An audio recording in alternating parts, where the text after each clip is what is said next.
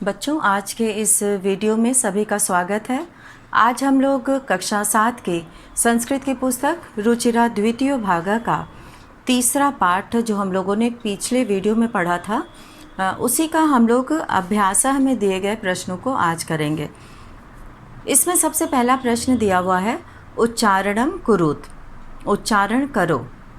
तो इसमें सभी शब्दों का उच्चारण करना है। विंशतिः पहला शब्द दिया है, विंशतिः, त्रिंशत्, द्वाविंशतिः, उसके नीचे हम लोग पढ़ेंगे। विंशति के नीचे जो लिखा है उसे हम लोग पढ़ेंगे और उसके बाद फिर हम लोग यहाँ पर द्वाविंशतिः पढ़ेंगे। विंशतिः, द्वाविंशतिः, चतुर्विंशतिः, पंचविंशतिः, अष्टाविंशतिः, नवविंशतिः, त्रिंशत्, द्वात्रिंशत्, त्रयस्त्रिंशत्, चतुस्त्रिंशत्, अष्टात्रिंशत्, नवत्रिंशत्, चत्वारिंशत्, द्विचत्वारिंशत्, त्रयश्चत्वारिंशत्, चतुश्चत्वारिंशत्, सप्तचत्वारिंशत्, पंचाशत्। तो यहाँ पर ये सभी संख्याएं दी हुई हैं और विंशति का अर्थ होता है 20, द्वाविंशति का अर्थ होता है 22 या 22 और चतुर्विंशति का अर्थ होता है 24 की संख्या के लिए प्रयोग करते हैं। और पंचविंशति जो है 25 को, 25 को, और अष्टाविंशति है 28, 28 जिसे बोलते हैं हिंदी में, और नवविंशति है 29 जिसे 29 कहा जाता है हिंदी में, और त्रिंशत का अर्थ होता है 30, 30 के लिए जो है त्रिंशत शब्द का प्रयोग करते हैं। और द्वात्रिंशत 32, त्रिंशत में द्वा प्लस करेंगे, जोड़ेंगे तो द्वात्रिंशत 32 हो जाएगा। और त्रयस्त्रिंशत 33, चतुस्त्रिंशत 34, यहाँ पे चतुस्त्रिंशत 34, और अष्टात्रिंशत 38, नवत्रिंशत 39, और चत्वारिंशत कहते हैं 40 को, 40 को, और द्विचत्वारिंशत कहते हैं 42, और त्रयश्चत्वारिंशत 43, और चतुश्चत्वारिंशत 44, सप्तचत्वारिंशत 47, और पंचाशत 50, 50 को पंचाशत कहते हैं। तो यहाँ पर संस्कृत संख्याओं के बारे में दिया हुआ है। ये शब्द सारे संस्कृत में इनको क्या कहते हैं ये यहाँ पे बताया गया है। और अब हम लोग दूसरे प्रश्न को करेंगे और दूसरा प्रश्न है कस्य अधोलिखितानां प्रश्नानां उत्तराणि लिखत। अधोलिखितानां प्रश्नानां निम्नलिखित, अधोलिखित का अर्थ होता है निम्नलिखित, नीचे लिखे हुए, प्रश्नानाम प्रश्नों का, उत्तराणि उत्तर, लिखत मतलब लिखो। तो यहाँ पे नीचे लिखे गए प्रश्नों का उत्तर लिखो। इसमें क लिखा हुआ है प्रश्न, कस्य भवने सर्वविधानि सुख साधनानि आसन। किसके भवन में, किसके घर में सर्वविधानि सभी प्रकार के, सुख साधनानि आसन सुख के साधन थे, यानी कि सबका किसका घर जो है वो बहुत ही आरामदायक था और जहाँ पे सभी सुख के साधन थे जिससे कि व्यक्ति को सुख मिले। तो इसमें हम लोग लिखेंगे श्रीकंठस्य, कस्य की जगह पर लिखेंगे श्रीकंठस्य। और अभ्यास का हम लोग करने जा रहे हैं और अभ्यास में हम लोग पहले प्रश्न का उच्चारण हम लोगों ने किया तो उसे लिखने की आवश्यकता नहीं है और उसे अभ्यास करना है खाली पढ़ने का। और हम लोग यहाँ पे दूसरे प्रश्न का करेंगे। यहाँ पे उत्तर 2 का क हम लोग करने जा रहे हैं। तो उत्तर 2 के क में पूछा गया है कि किसके घर में सभी प्रकार के सुख के साधन थे। तो इसका उत्तर हम लोग लिखेंगे यहाँ पर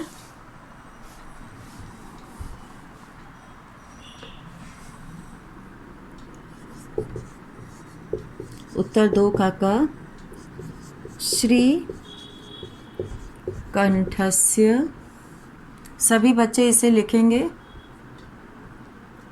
श्रीकंठस्य भवने, श्रीकंठस्य भवने सर्व विधानि, श्रीकंठस्य भवने सर्व विधानि सुख साधनानि, सुख साधनानि, सर्वविधानि सुख साधनानि आसन। श्रीकंठ के घर में सभी प्रकार के सुख के साधन थे। साधन कहते हैं वो सामान, जैसे कि लोग कूलर लगवाते हैं, फ्रिज है, एसी है, टीवी है, तो बहुत ही आरामदायक, बहुत ही सुख देने वाले सामान। अब यहाँ पे ख का हम लोग उत्तर लिखेंगे, दूसरे का ख। पहले प्रश्न हम लोग देखते हैं, प्रश्न में क्या पूछा गया है। प्रश्न में पूछा गया है कि कस्य गृहे, किसके घर में, कोऽपि भृत्यः नास्ति, कोई भी नौकर नहीं था। तो कस्य गृहे कोऽपि भृत्यः, भृत्यः का अर्थ होता है नौकर, सेवक। नास्ति मतलब इसमें न और अस्ति, नहीं है। अस्ति मतलब है होता है और न मतलब नहीं। तो किसके घर में कोई भी नौकर नहीं था। तो यहाँ पे जो है कृष्ण मूर्तेः, कृष्ण मूर्ति के घर में कोई भी नौकर नहीं था।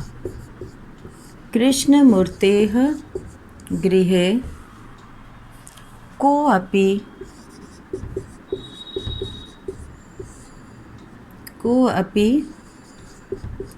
भृत्यः नास्ति, न अस्ति नास्ति, न अस्ति मिलकर यहाँ पर संधि होने पर अ और अ मिलकर आ हो गया है, तो नास्ति बन गया है।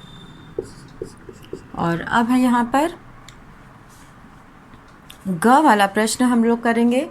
और ग में दिया है श्रीकंठस्य आतिथ्यम के अकुर्वन्।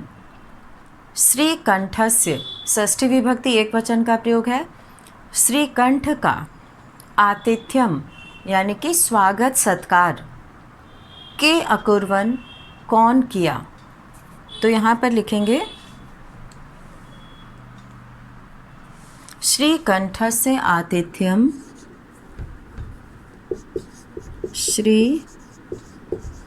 श्रीकंठस्य आतिथ्यम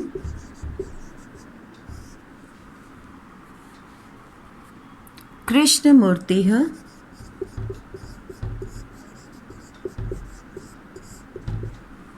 तस्य माता पिता च, तस्य माता पिता च अकुर्वन्।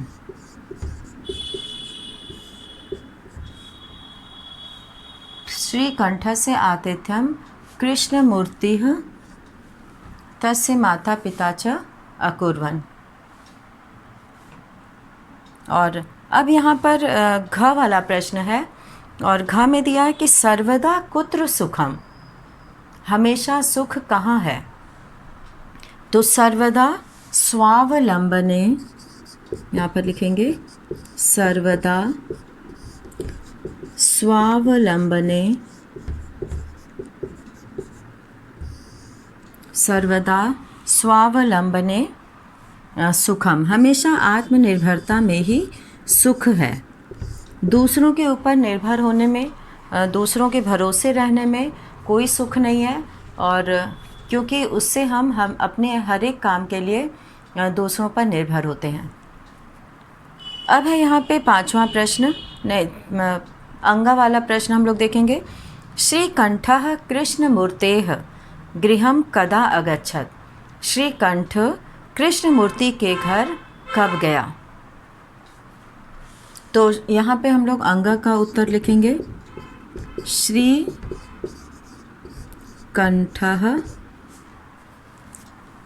कृष्णमूर्तेः श्रीकण्ठः कृष्णमूर्तेः गृहं प्रातः 9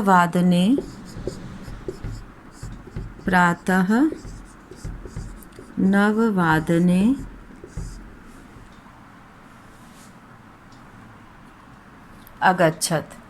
प्रातः 9 अगच्छत्। प्रातः 9 अगच्छत्।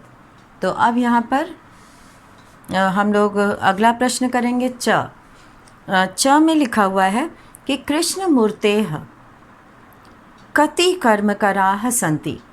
कृष्णमूर्ति के कितने नौकर थे। कर्मकराः काम करने वाले, नौकर, सेवक। तो कृष्णमूर्तेः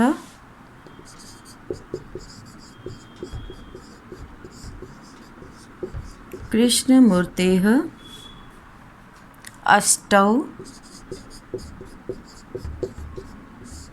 कर्मकराः, 8 सेवक कर्मकराः सन्ति। तो कृष्णमूर्तेः अष्टौ कर्मकराः सन्ति। 8 सेवक हैं।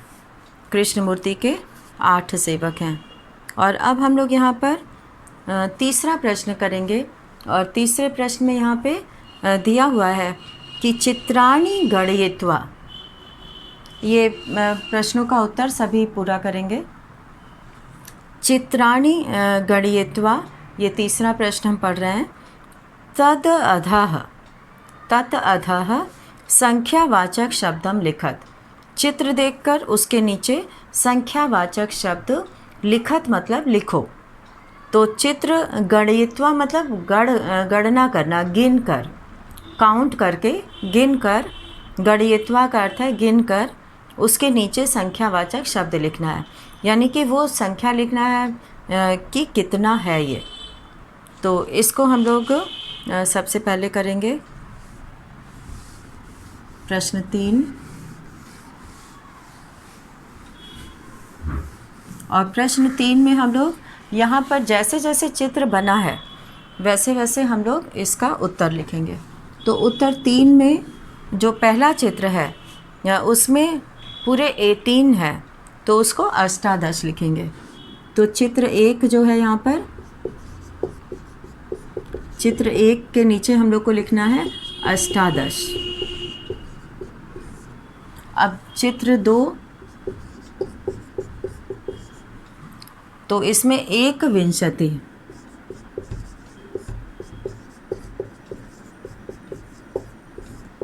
ये 21 हम लोग खाली जगह में भरेंगे।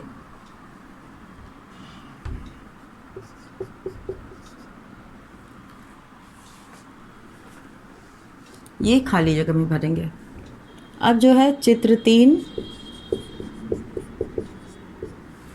3 में हम लोग खाली जगह में भरेंगे पंचदश। ये पूरे 15 हैं, तो इसको पंचदश लिखेंगे, पंचदश।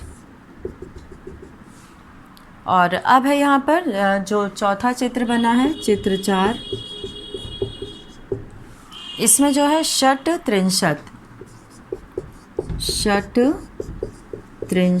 36 है पूरा, तो खाली जगह में भरेंगे षट त्रिंशत। और अब चित्र 5 है। इसमें जो है चतुर्विंशति है। चतुर्विंशति यहाँ पे पूरे 24 है, तो इसके लिए हम लोग चतुर्विंशति का प्रयोग करेंगे। चतुर्विंशति है, इसको खाली जगह में लिखना है। और अब जो अंतिम चित्र है यहाँ का, चित्र 6, इसमें जो है हम लोग लिखेंगे त्रयस्त्रिंशत।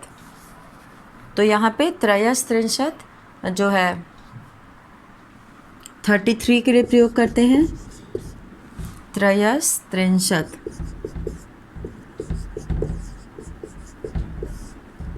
इसको यहाँ पे खाली जगह में लिखेंगे। तो जैसे जैसे चित्र बना हुआ है वैसे ही यहाँ पे संख्या लिखी है। जो इधर इस तरफ बना है चित्र, वो पहले चित्र में ये और इसमें ये, इसमें ये, जो उस तरफ बना है उसमें ये लिखना है। तो ये दोनों तरफ के चित्र के लिए यहाँ पर संख्या लिखी हुई है। और अब हम लोग यहाँ पे चौथा प्रश्न करेंगे, और चौथे प्रश्न में हम लोग देखते हैं कि क्या पूछा है। मंजुषातः, मंजुषा से, मंजुषा कहते हैं जो बॉक्स बना हुआ है नीले रंग का, ब्लू कलर का जो बॉक्स है जिसके अंदर शब्द लिखे हुए हैं, उसे मंजुषा कहते हैं। मंजुषातः, मंजुषा से अंका नाम कृते, अंकों के लिए जो नंबर लिखा हुआ है, क्वेश्चन में जो नंबर लिखा हुआ है उसके लिए पदानि चिनुत, शब्द चुनो। यानी कि जो नंबर लिखा हुआ है उसे संस्कृत में क्या कहते हैं, और वो शब्द यहाँ पर मंजुषा में लिखा हुआ है बॉक्स में। तो उसमें से सही शब्द चुनकर, संख्या देखकर और उसके लिए सही शब्द चुनकर लिखना है। तो इसको हम लोग करेंगे यहाँ पर उत्तर 4, और उत्तर 4 में हम लोग यहाँ लिखेंगे 28 पहले दिया हुआ है। तो 28 को हम लोग जो है अष्ट विंशति है कहा जाता है। तो यहाँ पे अष्टाविंशति है लिखा हुआ है, तो इसको अष्टाविंशति ही लिखेंगे, अष्टाविंशति है। और फिर जो है हम लोग लेंगे 27,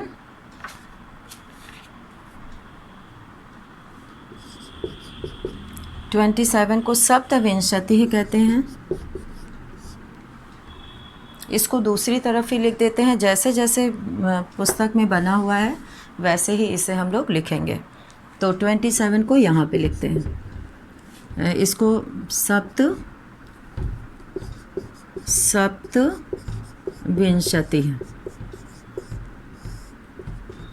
ये हो गया। और अब है 28 के नीचे 30 लिखा हुआ है, तो हम लोग यहाँ पर 30 लिखेंगे। और 30 को संस्कृत में कहते हैं 63, यहाँ पे दिया हुआ है 63, तो 63 लिख दिया जाएगा। और फिर उसके बगल में 31 दिया हुआ है, और 31 को हम लोग लिखेंगे 63 में 1 प्लस करेंगे, 1 जोड़ेंगे तो 1 63 बन जाएगा, इसे 1 63, तो इसका उत्तर 1 63 लिखा जाएगा। और अब है अगले पेज पर दिया हुआ है 24, तो 24 को 20 को विंशति ही कहते हैं, और उसमें जब हम 4 जोड़ेंगे तो चतुः शब्द को इसमें जोड़ा जाएगा, तो यहाँ पर हो जाएगा चतुर्विंशति है। तो यहाँ पे जो है चतुर्विंशति ही लिखा जाएगा।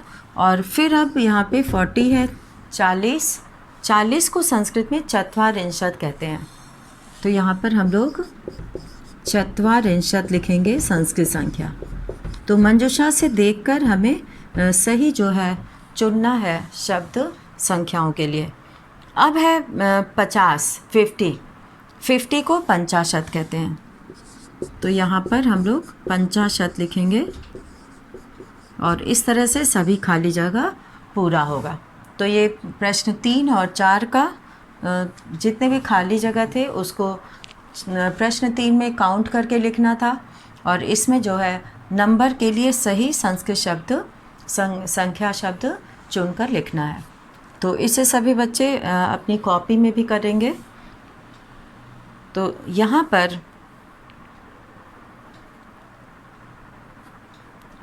अब यहाँ पे 5वां जो प्रश्न है, 5वां प्रश्न है चतुर्विंश, ये चित्रम दृष्ट्वा, यहाँ पर चित्रम दृष्ट्वा, चित्र देखकर, मंजुषातः, मंजुषा से, पदानि च प्रयुज्य, पदों को प्रयोग करके, वाक्यानि रचयत, वाक्य लिखें। तो चित्रम दृष्ट्वा, चित्र देखकर, यहाँ पे उन शब्दों का प्रयोग करके वाक्य बनाना है। तो इसमें हम लोग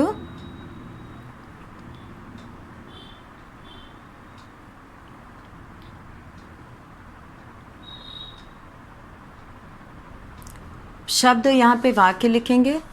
तो यहाँ पे प्रश्न संख्या पहले लिखेंगे 5,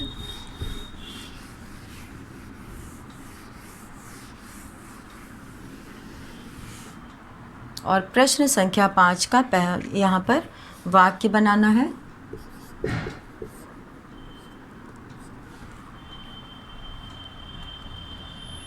चित्रे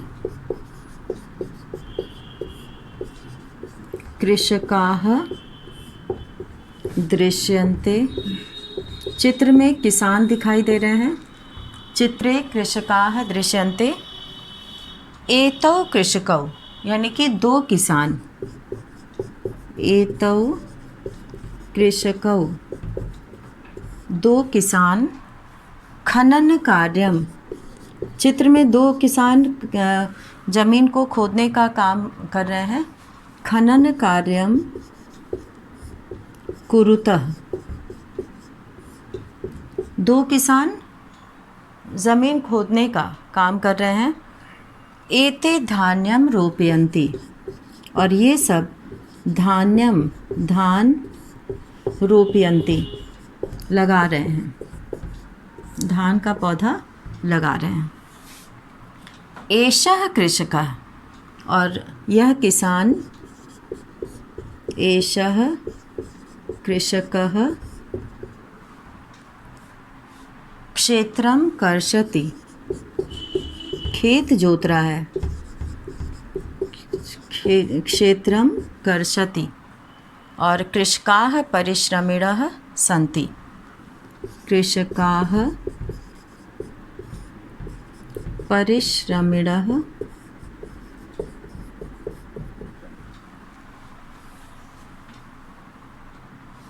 सन्ति। किसान परिश्रमी होते हैं। तो इस तरह से यहाँ पे हम लोगों ने प्रश्न 5 के लिए वाक्य लिखा है। और इसमें बच्चे खुद से भी वाक्य बना सकते हैं। इसमें वो अपनी इच्छा से भी वाक्य बना सकते हैं। तो अब हम लोग यहाँ पर प्रश्न 6 करेंगे। और प्रश्न 6 में लिखा हुआ है कि अधोलिखितान समयवाचकान। अधोलिखितान यानी कि नीचे लिखे हुए। समयवाचकान समयवाचक अंकान अंकों को, नंबर को, पदेषु लिखत शब्दों में लिखो। तो यहाँ पर समयवाचकान कहने का मतलब है ये समयवाचक शब्द हैं। कितना बजा है ये इसमें बताना है। जैसे कि और अधोलिखितान का अर्थ होता है नीचे लिखे हुए। समयवाचकान समयवाचक अंकान अंकों को, पदेषु लिखत पदों में लिखो यानी कि शब्दों में लिखो। संस्कृत शब्दों में पद जब विभक्ति लग जाती है शब्द में तो वो पद कहलाता है। और पदों में लिखना है। यथा मतलब जैसे। यहाँ पे लिखा हुआ है 10:30, 10:30 लिखा हुआ है 10:30। तो 10:30 को जो है संस्कृत में सार्धदशवादनम कहते हैं। सार्धदशवादनम। तो यहाँ पर 12 लिखा है लेकिन 12 नहीं होगा, 10 होगा, क्योंकि 10 की संख्या को 10 को 10 कहा जाता है। तो 10 वादनम हम लोग यहाँ पे करेंगे। तो इसमें जो है सबसे पहले ये एक उदाहरण दिया हुआ है। 10:30 वादनम का मतलब होता है 10:30 बजे। अब इसी के बाद और भी यहाँ पे नंबर दिया हुआ है जिसे हम लोग संस्कृत में लिखेंगे। तो यहाँ पर जो 30 मिनट होते हैं उसके लिए सार्ध का प्रयोग किया जाता है।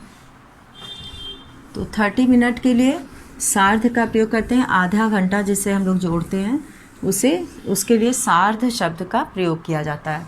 तो यहाँ पर उत्तर 6 हम लोग करेंगे। और उत्तर 6 में जो पहला खाली जगह है वो है यहाँ पे समय का अंक लिखेंगे जिसके लिए संस्कृत शब्द लिखना है।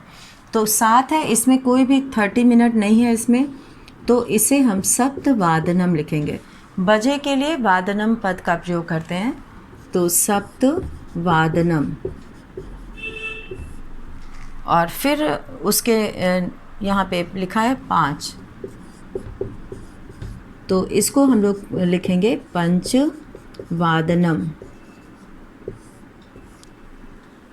पंचवादनम। और अब है यहाँ पे 7 के बाद यहाँ 2:30 दिया हुआ है, इसमें सार्ध का प्रयोग होगा क्योंकि 30 मिनट है इसमें, तो सार्ध द्विवादनम। सार्ध द्विवादनम। और यहाँ पे 3:30 है, सार्ध त्रिवादनम। सार्ध त्रिवादनम। सार्ध त्रिवादनम। और यहाँ पे 2:30 के नीचे अब 11 दिया हुआ है, इसमें कोई 30 मिनट नहीं है, तो इसके लिए एकादश वादनम। 11 को एकादश कहते हैं, उसमें वादनम जोड़ देंगे, एकादश वादनम, 11 बजे। और इधर जो है 3:30 के नीचे 9 लिखा हुआ है, इसमें भी 30 मिनट नहीं है, तो नव वादनम। 9 को नव कहते हैं, तो नव वादनम हो जाएगा। और फिर है यहाँ पर 4:30, तो इसमें 30 मिनट है, तो सार्ध का प्रयोग करेंगे, तो सार्ध चतुर्वादनम। सार्ध चतुर्वादनम, 4:30 बजे, सार्ध चतुर्वादनम। और अब यहाँ पे है 12:30। 12:30 को यहाँ पे 30 मिनट है, तो द्वादश कहते हैं 12 को, तो सार्ध का प्रयोग करेंगे क्योंकि 30 मिनट है, और बजे के लिए वादनम का प्रयोग करेंगे, तो सार्ध द्वादश वादनम। तो सार्ध द्वादश वादनम हो गया। और अब है यहाँ पर 1:30 सार्ध एक वादनम, ये 1:30 बजे जिसको बोला जाता है, तो 30 मिनट है, तो सार्ध का प्रयोग करेंगे, सार्ध एक वादनम। 1:30, सार्ध एक वादनम। यहाँ पे अष्टावादनम केवल 8 है, इसमें कोई 30 मिनट नहीं है, तो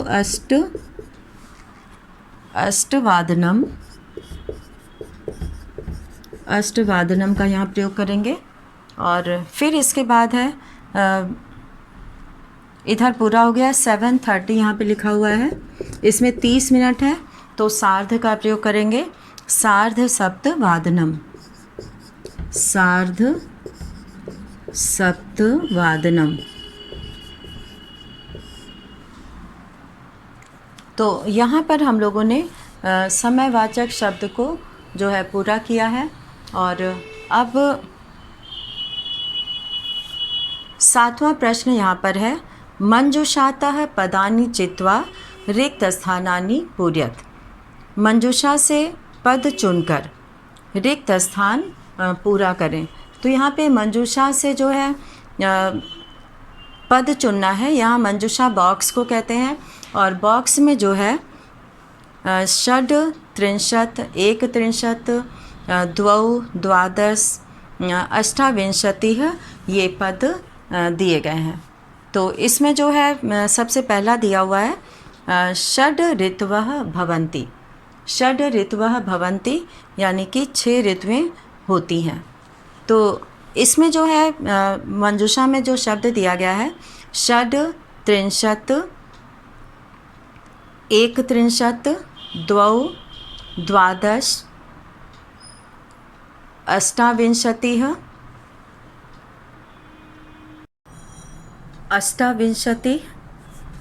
अब हम लोग का आंसर लिखेंगे यहाँ पर। जैसा कि यहाँ पर लिखा हुआ है वाक्य ऋतवः भवन्ति, तो क में ऋतवः भवन्ति ऋतुएं होती हैं, तो यहाँ पे पहले लिखेंगे 6 ऋतुएं होती हैं। तो हम लोग उत्तर 7 यहाँ पर क में लिखेंगे षड्, षड् ऋतवः भवन्ति। और वाक्य पूरा वैसे ही लिखना है। मासाः भवन्ति, महीने होते हैं।